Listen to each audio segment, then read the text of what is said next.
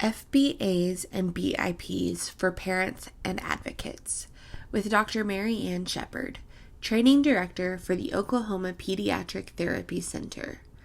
May 7th, 2025. Cirque's Wisdom Wednesday webinar series. Thank you for joining our Wisdom Wednesday webinar today. My name is Alyssa Hollaby, and I am the Program Manager for Cirque. I am happy to introduce Dr. Mary Ann Shepard, who is the Training Director at the Oklahoma Pediatric Therapy Center. She is going to be presenting on functional behavior assessments and behavior intervention plans for parents and advocates. I will now turn this over to Dr. Shepard. Thank you. Thank you both. I'm excited to be here today to talk to you about FBAs and BIPs for parents and advocates. There we go. Just a little bit about myself.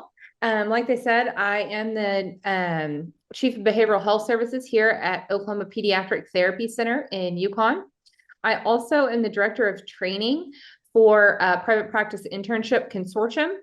So we work on training psychologists in their early career years and providing them supervision.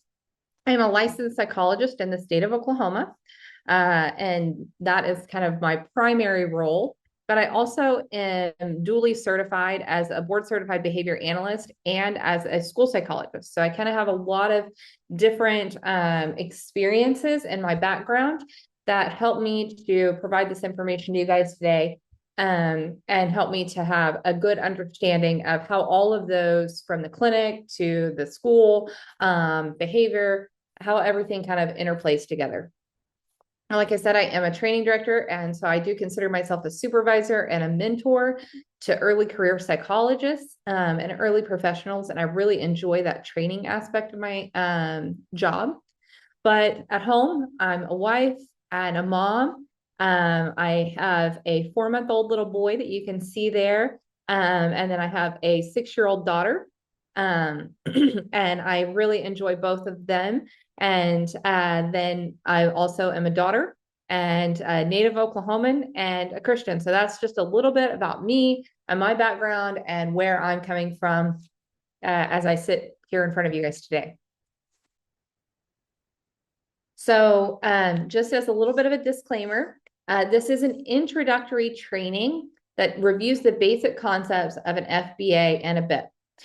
It's not intended to train anyone on how to complete a functional behavior assessment or on how to implement or design a behavior intervention plan.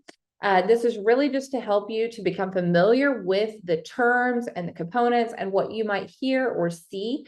That way, when you're participating in an IEP meeting, or perhaps your child is receiving an FBA, you can know kind of what they're talking about and not feel quite as overwhelmed.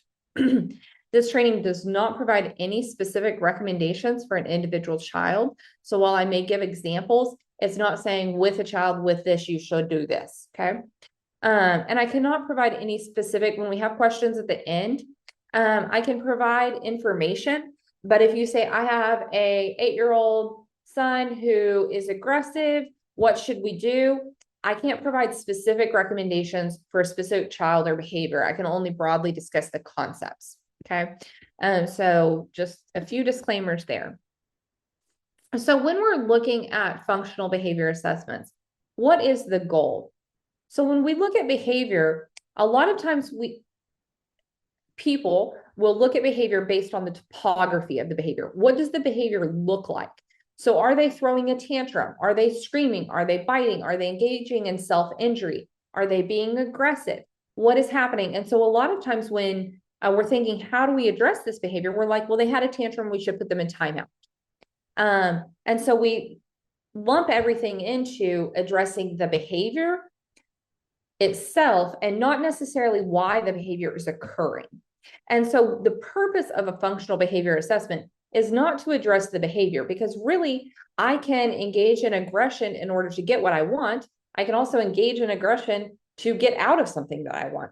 I can engage in aggression because I am hungry. So aggression itself or a tantrum itself doesn't tell us how we should necessarily respond. A good example of this is when I was early in my career, I had a family that I was working with And they came to me, and suddenly their son had started hitting. Now, this was a sweet, sweet little boy. Aggression was not a target behavior that we were working on. We were working on more social, emotional type things. He did have autism, but mom came to me one week and she said, all of a sudden he's become aggressive. And I'm like, okay, tell me, when did it start and what happened? And she's like, well, we were in occupational therapy and we were working on teeth brushing. And when he was brushing his teeth, he got upset and he hit the occupational therapist. And so we put him in timeout. And I was like, okay. And she's like, and then the next time he was supposed to brush his teeth, he hit me again. And so because we put him in timeout last time, I put him in timeout. And I was like, okay. And then he didn't want to wash his hands and he hit me. So we put him in timeout. Okay. So in that circumstance, the behavior was hitting, right? And the solution was timeout. Well, what this little boy learned is if I hit, they put me in timeout and I don't have to brush my teeth. Like, I would much rather sit on the bottom step of the stairs than brush my teeth. I would much rather sit on the bottom step of the stairs than go wash my hands. And so, unfortunately, when we're just looking at the topography, what is the behavior, and implementing a consequence for that, we could actually inadvertently reinforce the behavior. And so that's why it's important, especially when you have a behavior that is resistant to change or is not responding to kind of our traditional approaches, that we look at the function of the behavior. What is the purpose? Why are they doing this? We typically divide function into 4 basic categories. And almost all behavior, and I've been doing this for many years, and I have yet to find a behavior that does not fit into one of these 4 categories. It is either to get attention. So children do not care whether they get positive or negative attention. Attention is attention. Sometimes they're doing it to get escape. Like, I don't want to brush my teeth. And if I hit, I get out of it. Sometimes it's to get a tangible item, like the iPad or a tablet. And sometimes it's due to something internal, like hunger. And so we're dividing things into those 4 categories, and we'll come back to that here in a minute. But just like I talked about, a common mistake in treating behavior is to look at what the behavior is rather than the function of the behavior. And that's why it's so important, if you have a child that you're working with that is having repeated behavior problems, that we really ask for that functional behavior assessment, because we really need to know what is the purpose. Because children, although acting out comes naturally, they don't engage in a behavior without purpose. And so their behavior does have a function or a purpose. Another benefit to functional behavior assessment is once we know why the child is doing and engaging in a behavior, then we're able to replace that behavior. We're able to come up with a more socially appropriate response.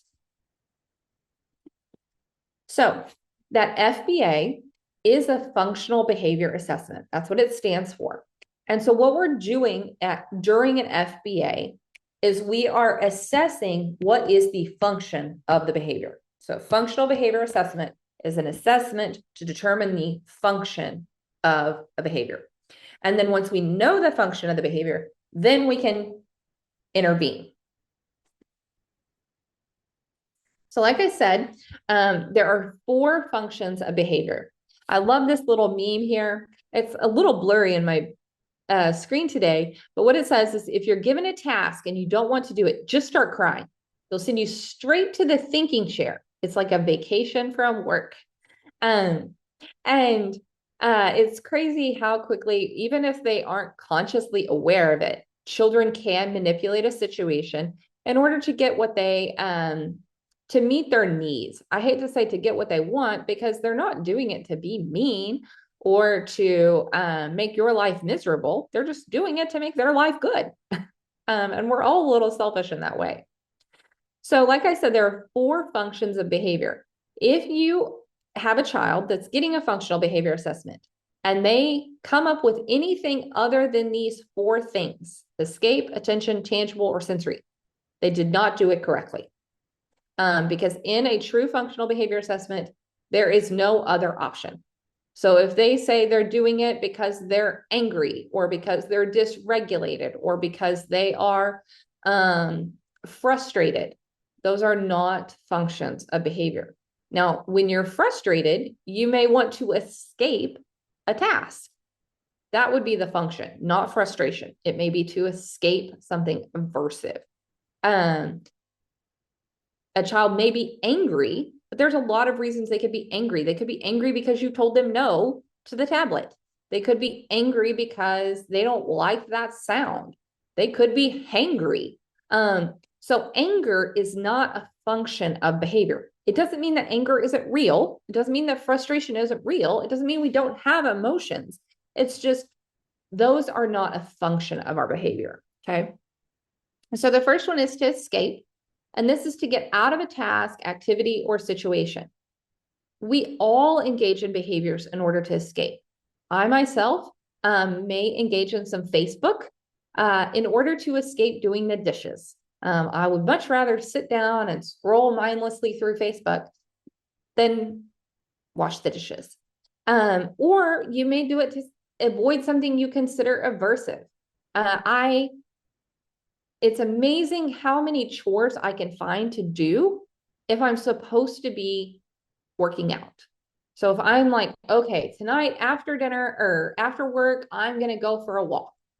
Well, then I get home from work and a walk seems kind of overwhelming, but I can busy myself with the dishes and the laundry and, oh, I need to clean up this pile of things over here. And suddenly I have managed to waste all of my evening and it's now suddenly dark and darn, I can't go for a walk. So sometimes we engage in behaviors to escape something. Children are no different. And in the example that I gave you, that particular child was engaging in aggression in order to get out of something they considered to be aversive, which was brushing their teeth. In the classroom, you may see, especially children that have disabilities, whether that's a reading disability, a writing disability, or a math disability, they have to work harder to achieve the same outcome that other children without a disability have to do. So they're working harder, and it isn't fun. I mentioned working out a minute ago, and I am not a natural runner. There are people out there that run marathons and they run for fun and they run ultra marathons and they talk about this thing called a runner's high. I don't know, when God wired my brain, he forgot to wire in the runner high circuit.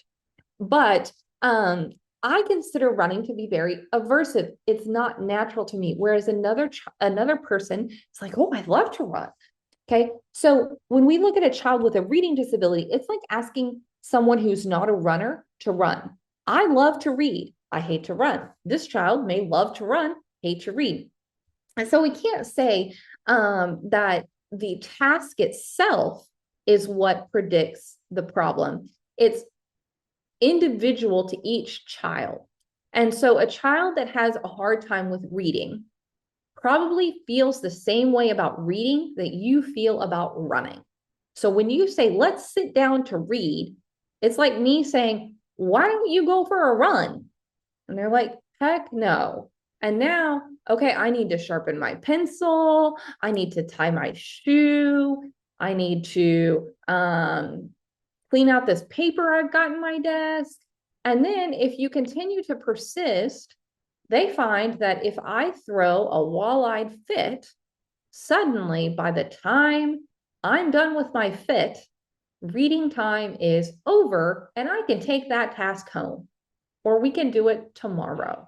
And so the behavior itself can vary anywhere from tying my shoe to sharpening my pencil, all the way to having a tantrum and destroying in the classroom.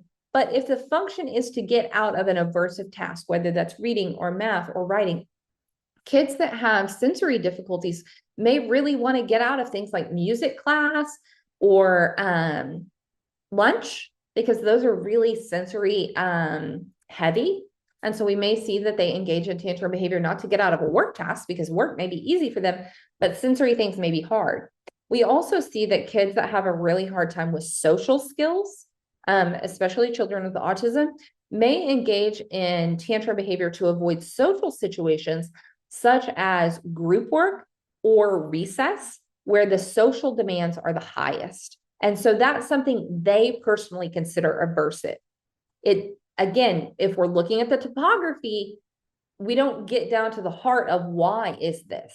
Some kids engage in behaviors to get attention. They may engage in behavior to get attention from their peers. Maybe they want kind of like that class clown.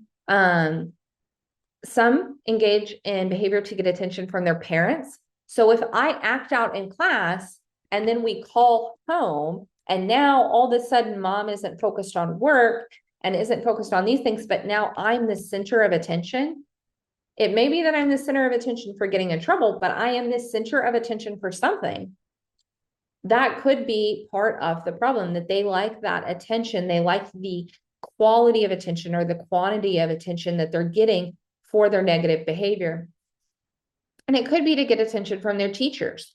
So in a classroom, you are one of 25 students or however many is in the class. But now suddenly, if you're acting out, you're one-on-one and you get that individual one-on-one attention. And you also might get attention from other staff members, like the principal, the school counselor, the secretary in the office.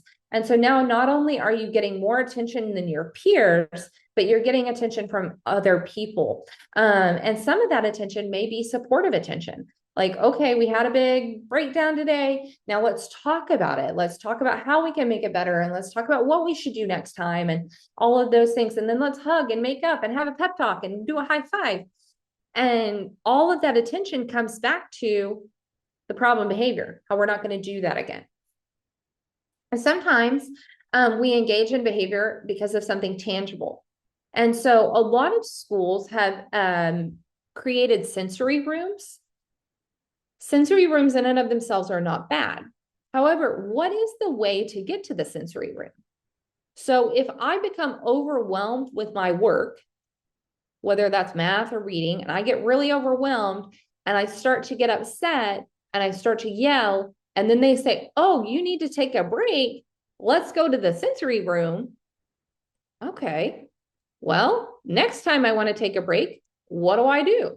I get really overwhelmed and they take me to the sensory room. It's like, awesome, thank you. I think I'll do that again. And so we're not necessarily looking at,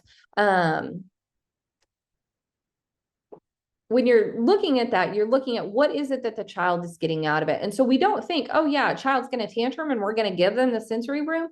But then when we look at the series of events, we can see that over time that happens. If you have a child that has self-injurious behavior, one of the things that'll happen is the child will say, I want the tablet. And we say, no, you can't have the tablet right now.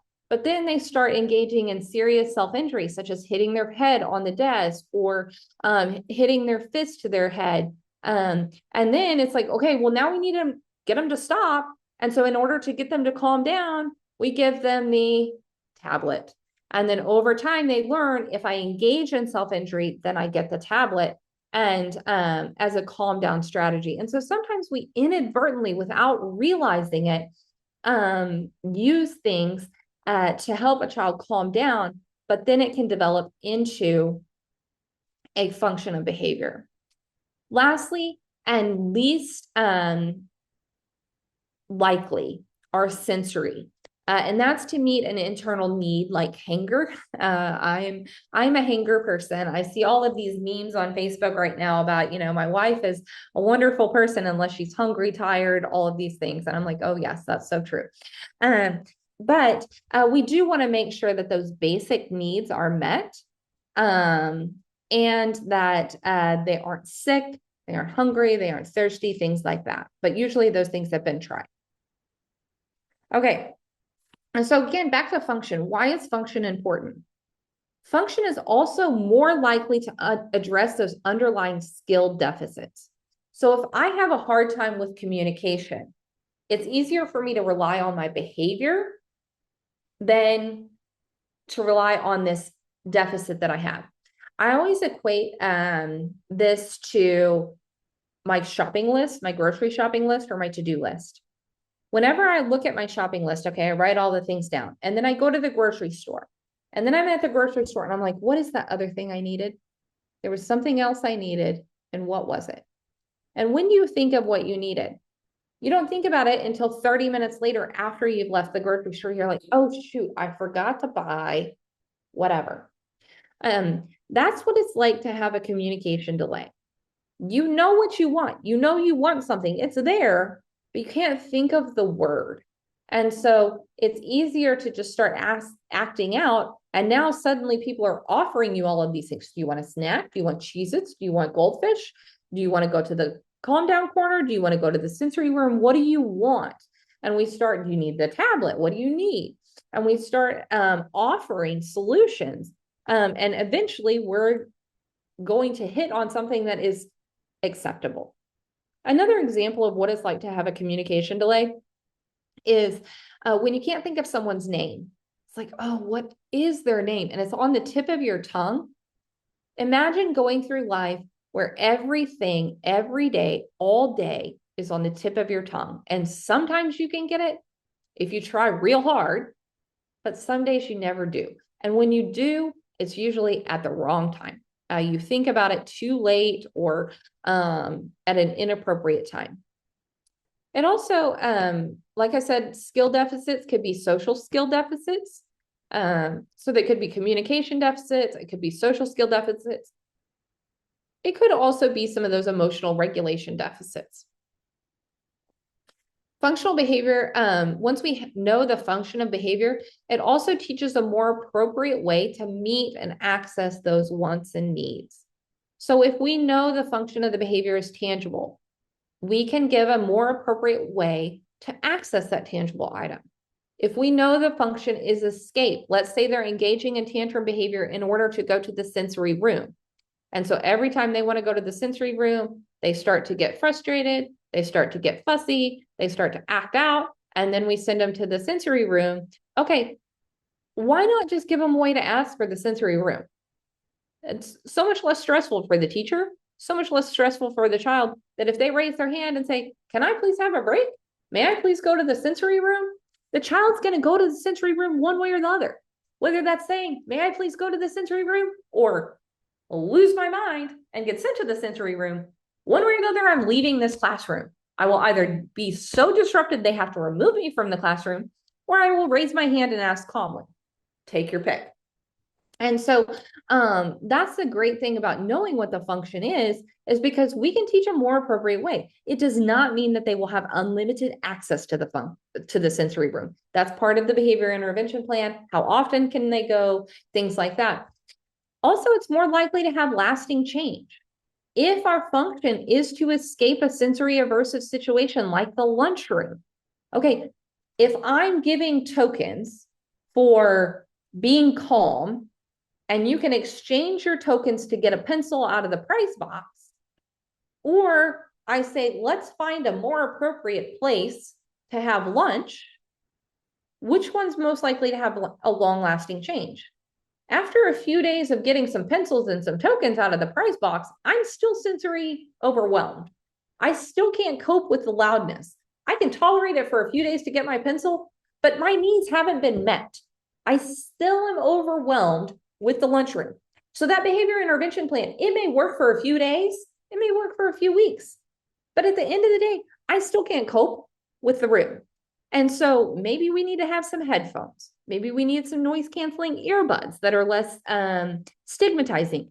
One way or the other, if I can figure out that the function is to escape this aversive sensory, if I can treat the aversive sensory, help you to overcome either the noise, the lights, the sound, whatever that is, I'm more likely to have lasting change than to be delivering tokens that aren't effective.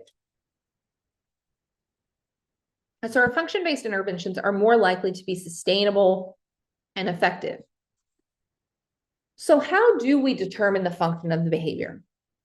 It's not as easy as, okay, let's just do this intervention plan. I think we should set up some tokens. I think we should have a prize box or a treasure box, put some really cool things that they're motivated for in there, and it's going to motivate them to engage in the right behavior. No, it's not. And you are aware of that because you are on the other end of this where you've tried a couple of interventions and it's not working. So what is the first step in a functional behavior assessment? The first step is to gather existing data, okay? Have we had previous interventions? What worked, what didn't work? What is our history? Where did this behavior come from? Where did it start? And are there any other previous FBAs? Has anyone done one before? Sometimes you don't have any existing data. And so in that circumstance, you move to step 2, and you're going to conduct interviews. And so as a parent or an advocate, you should also be interviewed. And so they should interview you and ask, when did it start? How often does it happen? How do you respond when it happens? And they should ask the teachers the same thing. And we should really be spending a lot of time understanding the behavior itself, what is happening in the environment, rather than just, okay, guys, we've got a problem behavior. What should we do about it? We need to assess why are we having this behavior, and that involves interviewing all of those that are involved. Sometimes there are structured forms that help guide functional behavior assessment interviews. And so there are a lot of different functional assessment interview forms out there, but it is helpful for someone who has less experience in functional behavior assessments or less training to follow a standardized interview form. There are also some standardized forms. The FAST, or the Functional Assessment Screening Tool, is one of the most common standardized forms for functional assessment. Step 4 is to directly observe the behavior. So observe where the behavior is occurring. And so somebody needs to observe when the behavior occurs, what happens. And you want to complete what's called an ABC log of the behavior. So we're going to talk about ABCs in a minute, but it is a structured way to observe behavior. You're not admiring the problem. You're not just sitting there going, wow, that was a cool tantrum, or wow, that looked real bad, or oh my goodness, Johnny really got hurt when so-and-so hit him. We're not just observing them, but we're observing the series of events. We're observing the environment. We're observing how the child is responding. And we're collecting data on how often does the behavior happen, how intense is the behavior, and how long does the behavior happen. It's really important to collect that data because change in behavior is incremental, just like weight loss or hair growth. It is slow. And we often fail to see, sometimes it's fast. Sometimes we know like, oh, all of a sudden it stopped and it's better. But sometimes behavior changes slowly over time. And it takes us a long time to realize how far we've come. And maybe it changes just a little bit and not dramatically. But in order for us to make decisions on, is the behavior intervention working, we need to know where we started.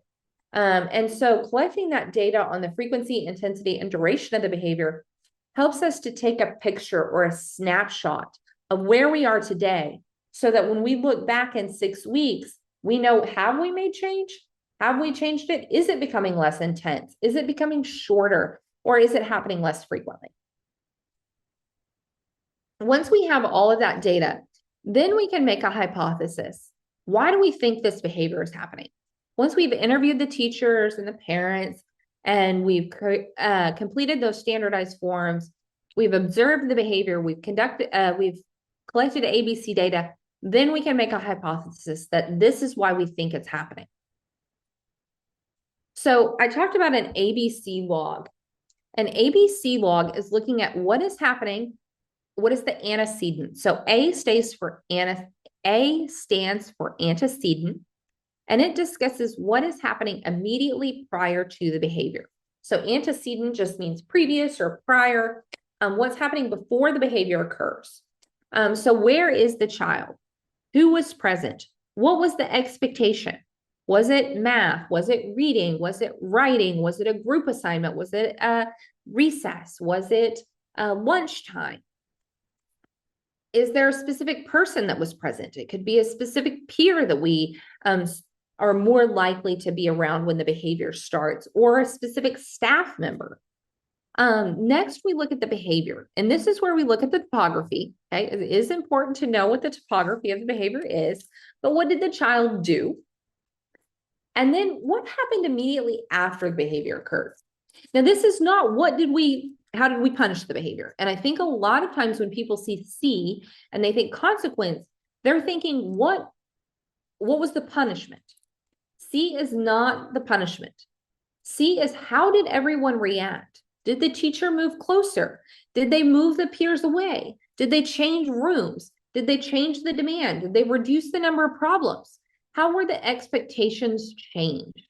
So did we go from being expected to eat at a table with our peers to now we're sitting alone, or we're sitting in the office where it's quiet and there's a lot of attention? Did we go from being expected to do an entire math worksheet to now taking it home to work on it with mom one-on-one? Did we go from being expected to read X amount of pages or read quietly to take that book home, or let me read it for you? Did we reduce the number of problems that were expected? So how did things change? And so it's not necessarily how did we plan to treat the behavior, but what changed in the environment? And that's important. And it's not pointing fingers. I think sometimes people are nervous about the consequence to realize that, oh, I do pay attention to that every time, or I do move closer, or I do correct that every time. It's not necessarily to point fingers. It's to determine how are we inadvertently, accidentally meeting a need. And once we know what that is, then we can do it better. So it's not to point fingers, it's how can we do it better? So types of data, ABC logs are important. Sorry, Alyssa, I saw you hopped on there. Did you need me? Can I interject a question? Yeah. So if parents, thinking from a parent's perspective, they say they're getting all of these like discipline referrals, or that their kid is having all these behaviors in the school setting, how long should they wait before they request a FBA? How long should they let that behavior happen? Yeah, we'll definitely get to that closer to the end. Okay. And there's no right or wrong answer to that. I'm gonna save that question and I'm gonna come back to it here towards the end, but definitely make sure I don't forget to come back to that question when we get to that question or to that slide. Okay. Like when does an FBA happen? Yeah, or when should you request? Great question. So your office discipline referrals are a form of data. How often? And so when we look at our data to be collected, sometimes it is those discipline referrals. How often, how many times are they being sent to the office? And it should be quantitative. So a lot of times what will happen is teachers will write these long narratives of what happened during the day. Well, that makes it really hard if I've got a paragraph of what happened to know how many times did it happen? How long was it? On a scale of 1 to 10, with 10 being the worst and 1 being the least, how intense was it? How can we get some quantitative ratings? I love this little Judge Judy clip of a data or it didn't happen. So don't call me and tell me my child is having a problem if you can't tell me what it was. And they should be able to tell you, how often did it happen? How intense was it? How long was it? And data collection shouldn't just occur in the classroom, but in order for us to get the best picture, we need to see, like, is it happening on the bus? Is it happening during specials? Is it happening during recess or lunch? So the classroom is just one of the places, but we really need to have that data from all locations that it may be occurring, because that helps us to get a better picture. So who can conduct an FBA? So when we're looking at who is going to be conducting one of these, they have to have additional training in an FBA and BIP development.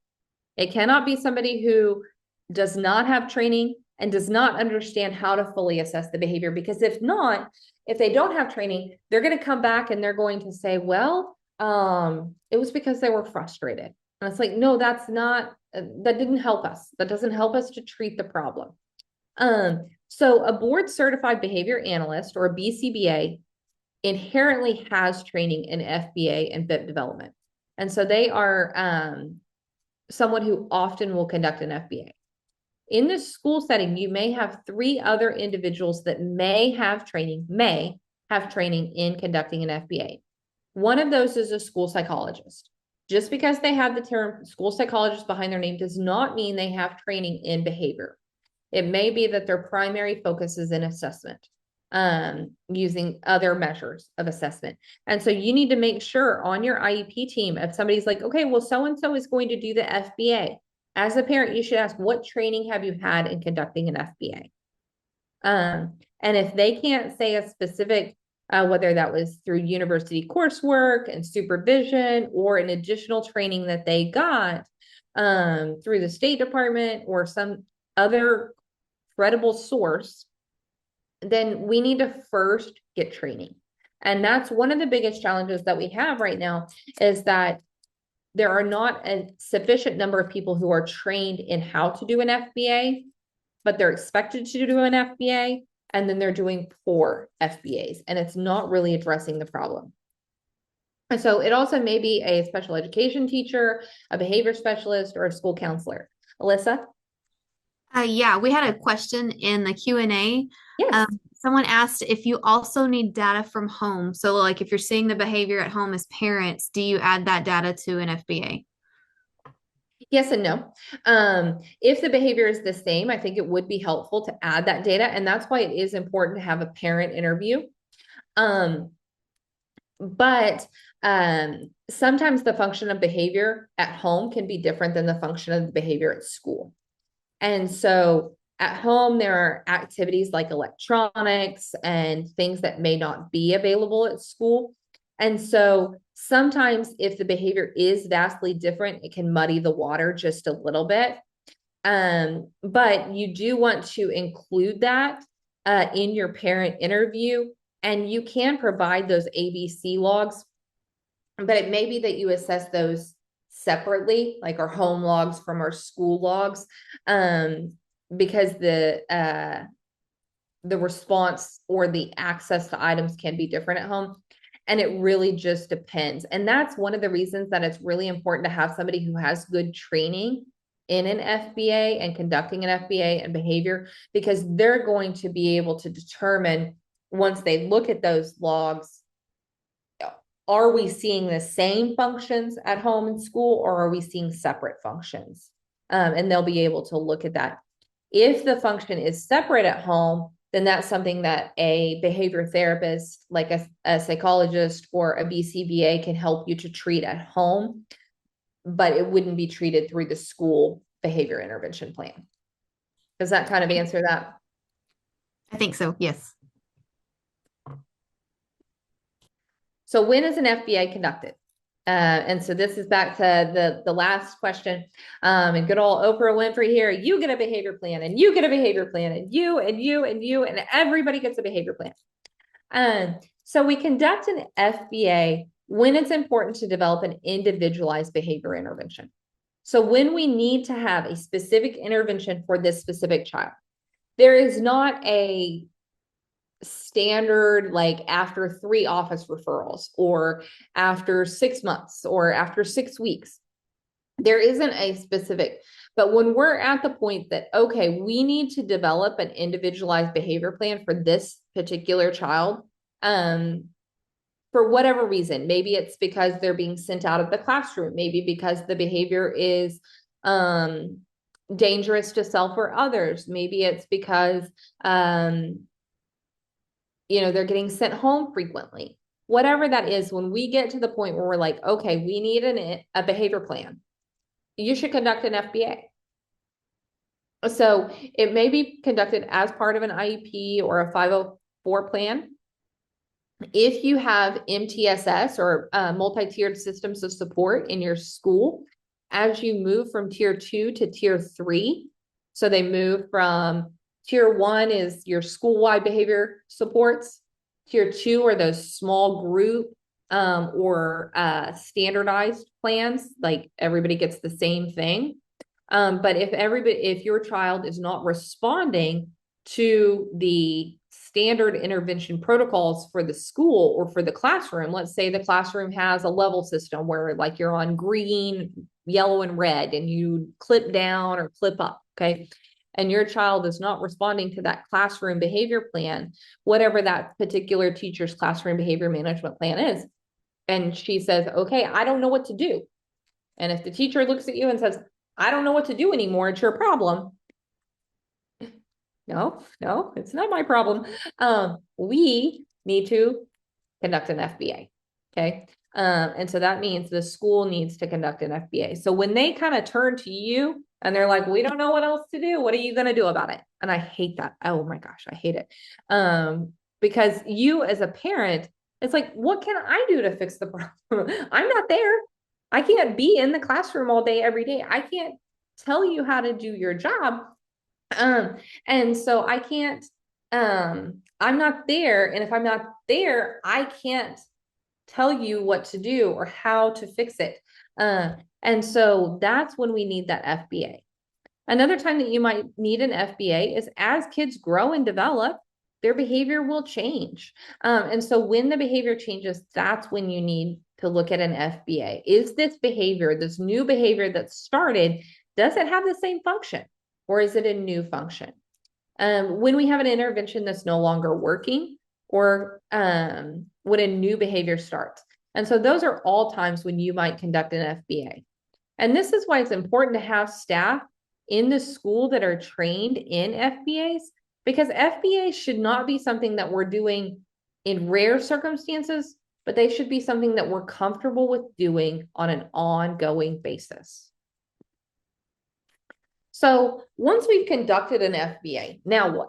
Okay, so we did this FBA and we determined or we hypothesized that the function is escape. Well, that's great. Now what do we do? And that's when you create a behavior intervention plan. Okay. And so right now, this child is engaging in a very obnoxious, ineffective way of getting out of a task. If it's escape, okay, we're just going to go on escape. So this child has developed a way that is effective at getting out of their aversive task, whether that's getting sent to the principal's office or getting sent home or getting sent to the sensory room or the calm down corner or the homework being sent home. Whatever that way, whatever it is, they know how to get out of it. Well, we can't get out of it for the rest of our lives. And the goal of education is to teach the child. And if we are never doing our math, we are never learning to do our math. So we need to develop a more effective plan. And so our behavior intervention plan is a more effective way to meet that escape need. It does not mean that they don't learn. It means that we are developing a more effective way for them to earn a break, but they're earning that break for on-task behavior. So first, then. And so how can we teach them a more appropriate way? It also helps us to avoid unintentionally reinforcing undesired behavior. A lot of times kids have learned, I had one that I was working on, it was one that I was supervising, but the child took a weapon to school. So the parents had discussed how the child was being bullied at school.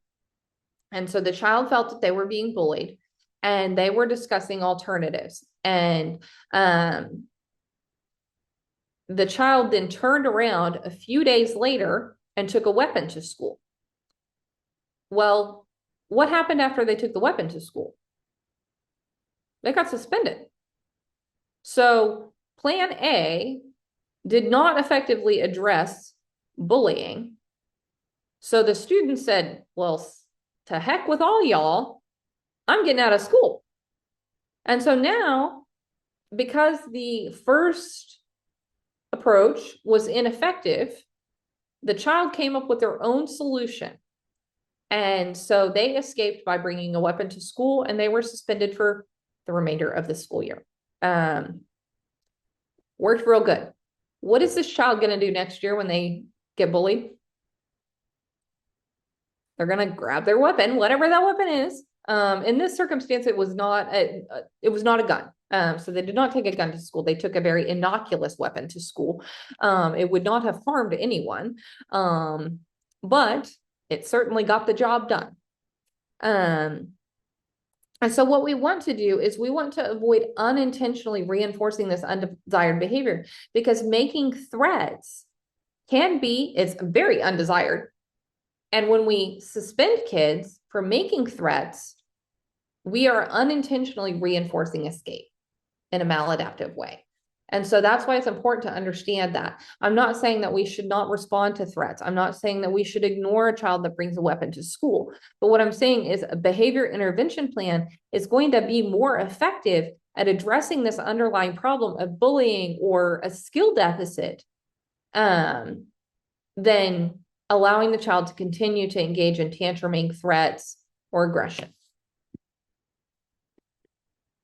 So when we're looking at a behavior intervention plan, so if you have a child who's getting a behavior intervention plan, there are a few things that you want to make sure that are in this intervention plan. So just like when you're looking at the FBA, you should see those elements of data. If you see an FBA with a function other than escape, attention, tangible, or sensory, that's how you know it's completed incorrectly, okay? Not a good FBA, go back to the drawing board. If you see an FBA that's completed without data, specifically frequency, intensity, duration, ABC logs. If you see an FBA that does not have those key components, it was not a good FBA. You need to ask them to go back to training and do it again. Here are the essential components of a behavior intervention plan. If you see a behavior intervention plan without these components, send it back to training. Let's try again, guys, because these are essential. And without these things, an FBA or a BIP will not be efficient, effective, or sustainable. The first thing is it needs to be a replacement behavior. So this child is engaging in this behavior for a purpose, to escape, to get a tangible item, to get your attention. We need a new way to do that. And so if they're engaging in this to escape, what is the new way to escape? It has to match the function. So we can't say, I love cookies, guys. Okay, cookies. Everybody who's ever listened to a presentation of mine knows I love cookies. Most recently, I love coffee. I have a 4-month-old.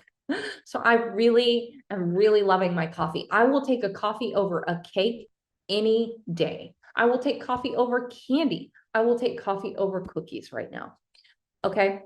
If somebody asks me, would you like a piece of fruit? No, I don't want a piece of fruit. I want a coffee. Okay. I don't want your fancy pencil. I want to escape reading.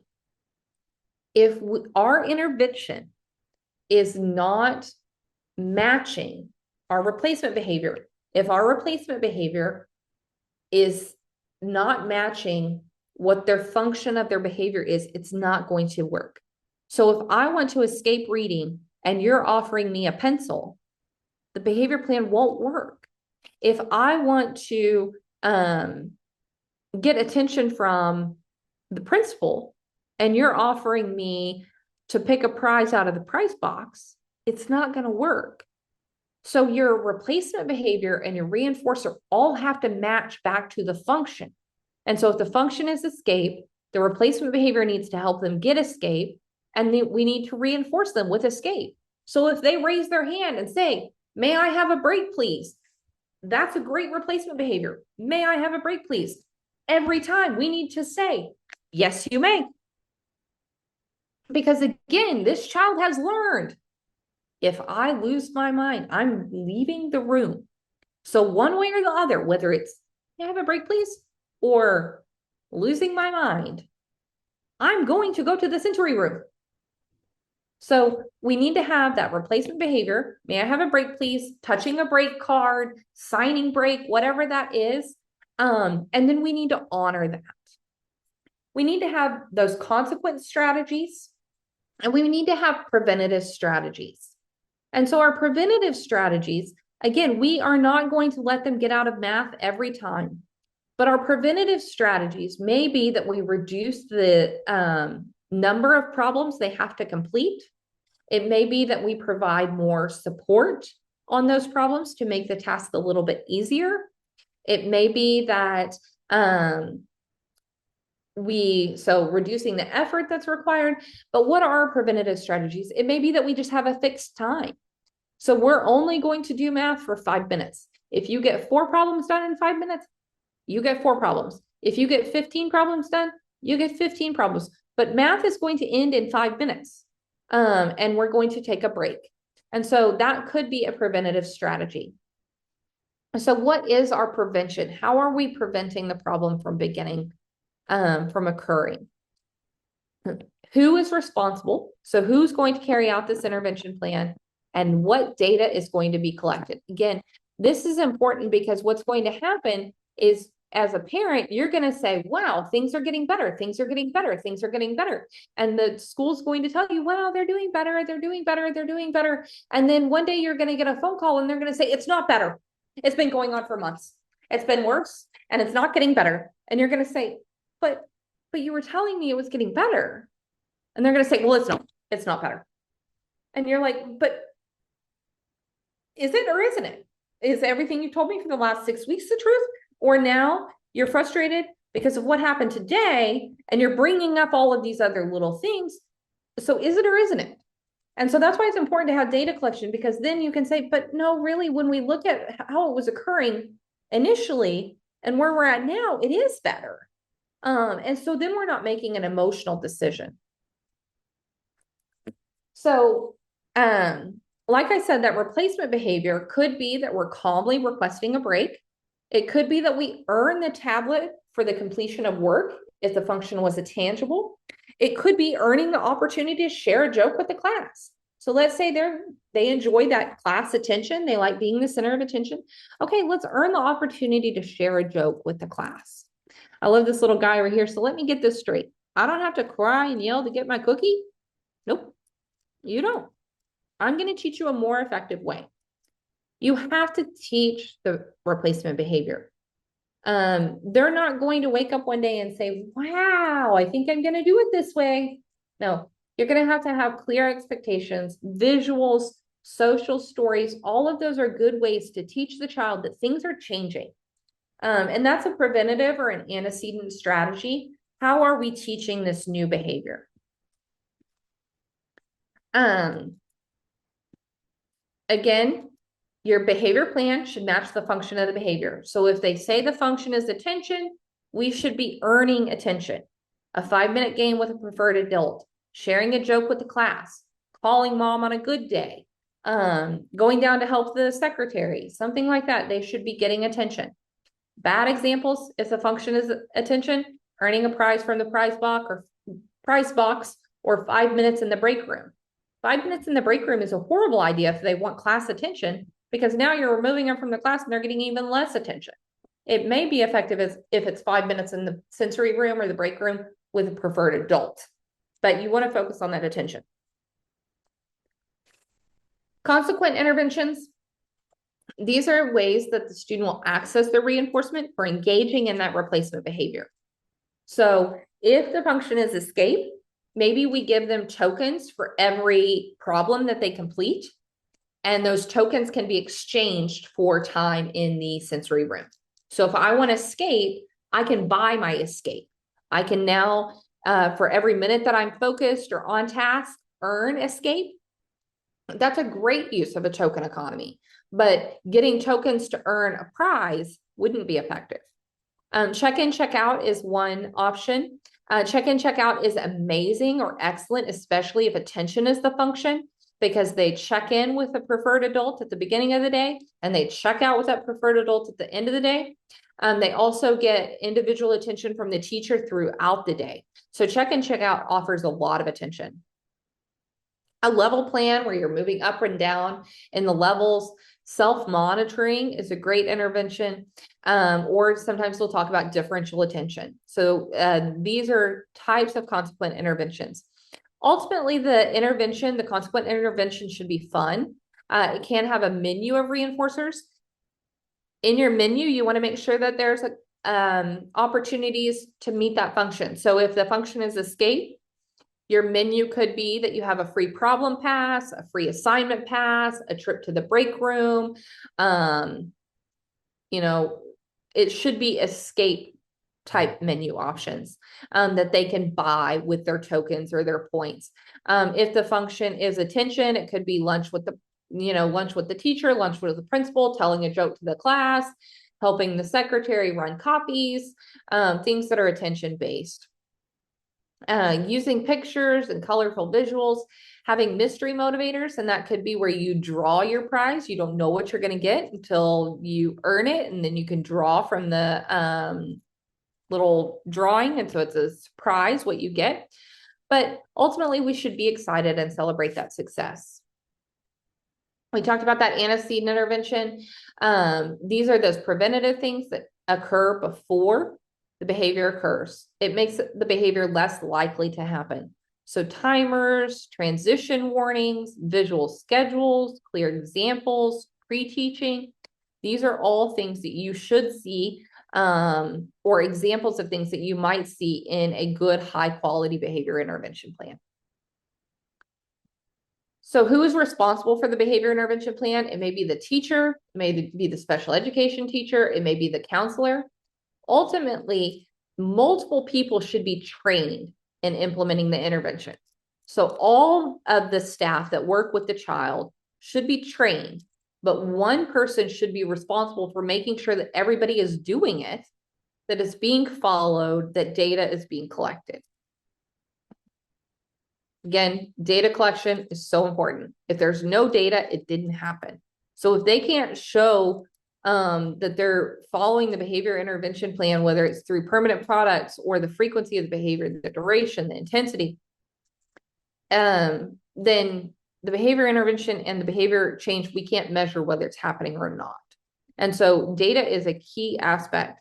Data is best assessed if it's graphed over time rather than looking at isolated data points. And it should be reviewed and shared with you regularly. So how often did they have a tantrum? How long were their tantrums? You should know those things. And that data is what should guide if we need to update the BIP. When should we modify it or change it? Because if the data isn't changing, yes, we missed something in the FBA process or the BIP development, we need to change it. But we don't want to change it based on one bad day. And it should also guide when do we reduce supports. So those are all of the things kind of in an FBA and a BIP. I'm right on time. I'm actually kind of proud of myself because I usually am long-winded. And so I'm right on time there with that 1 o'clock ending. But I know there are questions. So if you'll put your questions in the chat, Alyssa can tell me which questions we've got.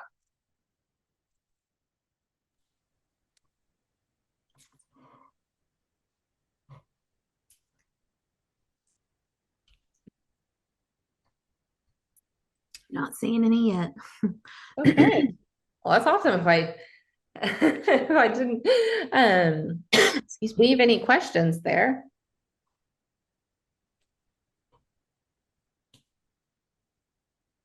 Okay. I think we're good. Okay.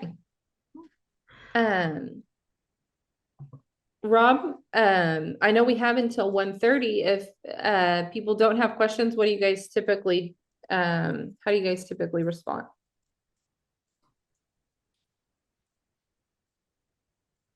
Unmuting myself. You're fine. Yeah, I'm going to start my video. Okay. If Alyssa has some questions, that's fine. Otherwise, just you gave a moment. One last call to everybody that's here. Any questions that you have, please let us know them right away.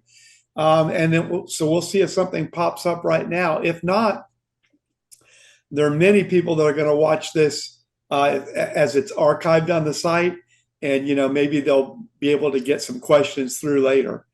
So what I've put up here is the evaluation form that we would love for everybody to complete that's attending right now.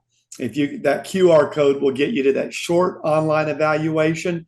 And then Alyssa, anything else you could think of that might, as a good follow-up question for Dr. Shepard?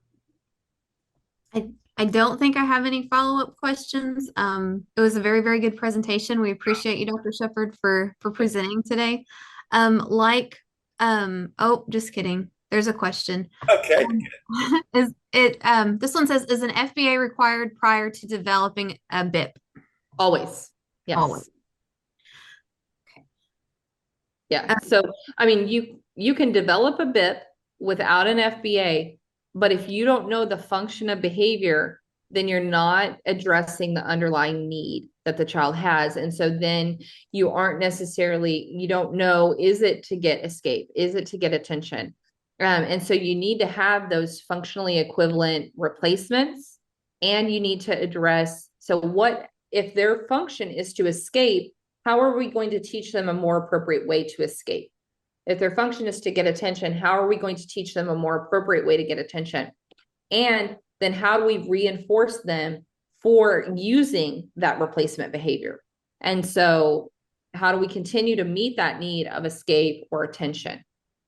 But if we don't know the function, then we're just kind of, throwing darts at a big wall, hoping something sticks.